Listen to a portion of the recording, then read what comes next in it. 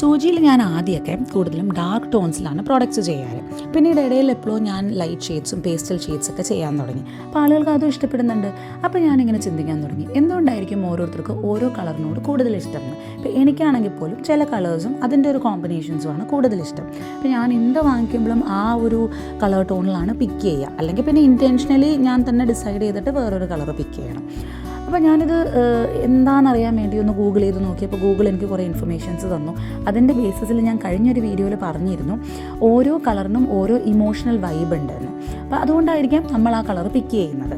എന്തിനു പറയുന്നു, ഒരു കളറ് നമ്മൾ ഒരു ചൂസ് ചെയ്യുന്ന കളറ് നമ്മുടെ പേഴ്സണാലിറ്റീനെ വരെ റിഫ്ലക്റ്റ് ചെയ്യുന്നതാണ് പറയുന്നത്.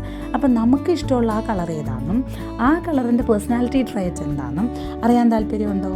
നിങ്ങൾക്ക് വേണമെങ്കിൽ ഗൂഗിൾ ചെയ്യാം, അല്ല ഞാൻ പറഞ്ഞു തരണമെന്നുണ്ടെങ്കിൽ ഒന്ന് കമൻറ്റ് ചെയ്താൽ മതി. വേറൊരു വീഡിയോയിൽ ഞാനത് ഡീറ്റെയിൽ ആയിട്ട് പറഞ്ഞു തരാം കേട്ടോ.